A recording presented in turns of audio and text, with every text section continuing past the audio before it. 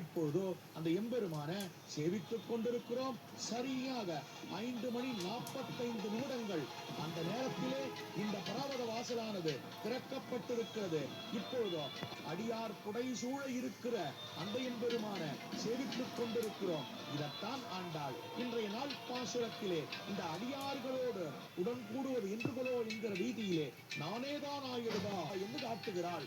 ஆக அடியார்கள் வாழ அரங்கநகர் வாழ என்ன இப்படியாக இந்த அரங்கனை சேவித்துக் கொண்டிருக்கிறோம். ஸ்ரீரங்கம் என்பது எப்படிப்பட்டது அப்படின்னால் ராஜதானியாக ஸ்ரீயார் மலர் கைதொழும் தேவனார் வள்ளல் மாலிரும் சோழ மணாளனார் பள்ளி கொள்ளும் இடத்து அடிகொட்டிட கொள்ளுமாகில் நீ கூடிடு கூடலே கொள்ளியார் பலல் கைதொழும் தேவனார் வள்ளல் மாலிரும் சோழ மணாளனார். ஆண்டாள் காட்டுகிறாள் திருவரங்கத்தை சென்று சேருகிறார். தலைவனாக எழுந்துள்ளிருக்கிறார். இந்த எம்பெரு